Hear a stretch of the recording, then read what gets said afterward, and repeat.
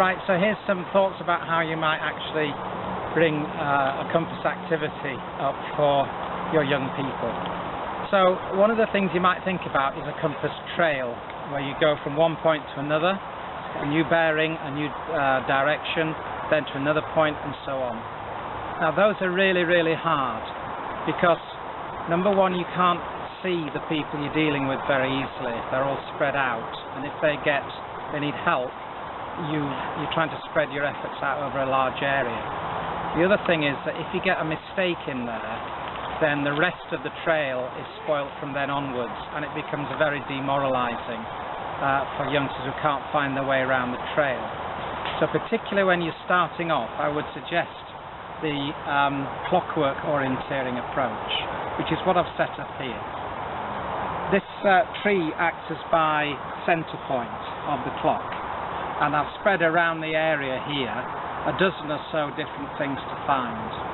So I can get a group of 6 cubs, 6 beavers, 6 scouts together here around the tree. We can instruct them in the use of the compass, and then I can set them off in different directions. If they get stuck, I can deal with them. When they come back having succeeded, I can send them off on another route, and so on. And my efforts are concentrated on supporting young people rather than chasing around the woods trying to find them. So I've begun earlier in the day by setting up 6 different things around this tree at different directions. Because I'm dealing with cubs and beavers today, I've just used my north, south, east, west and the intermediates, northeast, northwest, southeast and southwest.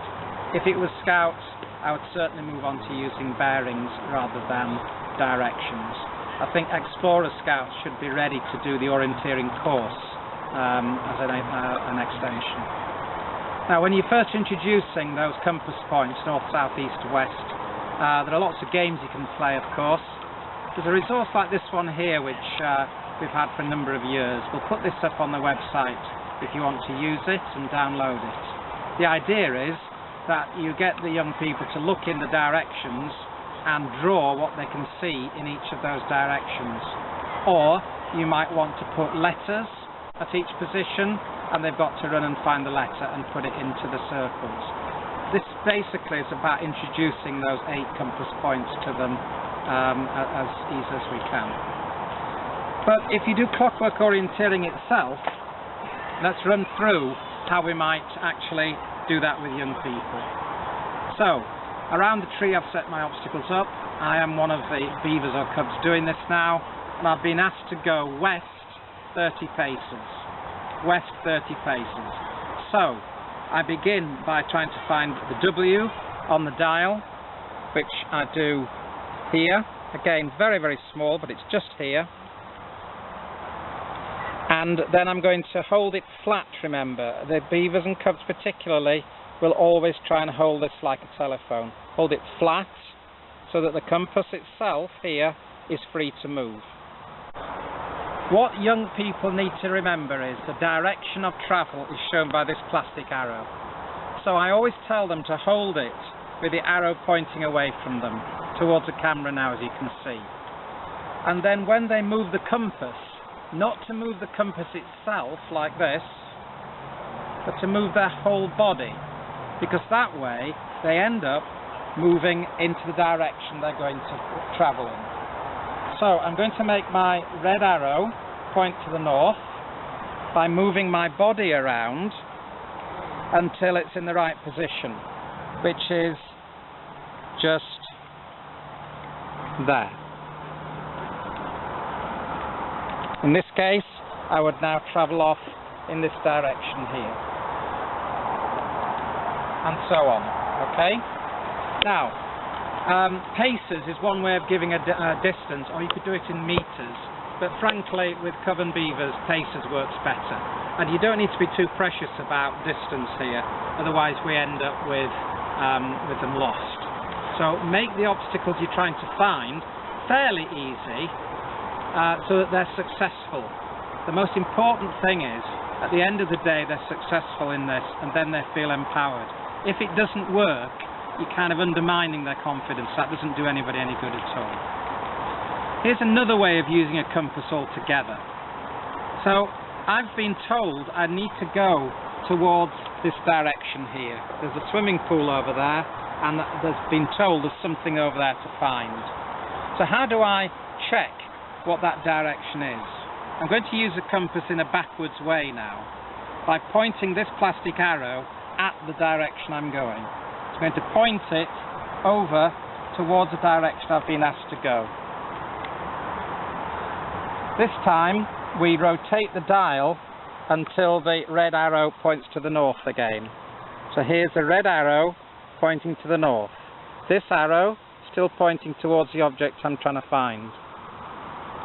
The bearing, the distance, is here on the dial, and in this case it is halfway between south and west, so it is southwest. So we're going to go southwest for 30 paces now. So I'm going to start walking, and as I'm walking, rather than looking where I'm going, I'm going to watch this arrow on the compass, because I want to keep it in that north position. Forget where I'm going, try and count in my head 30 paces, keep the red arrow pointing to the north. So here we go.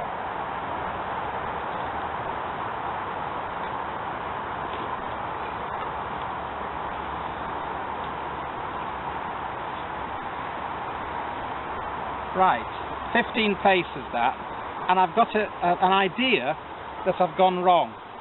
I've got an idea that I'm drifted, but there's a way I can check that by looking back at the tree I started and holding my compass so that the arrow on the plastic points to the tree now rather than the direction I'm going in. I'm going to point this arrow to where I've come from.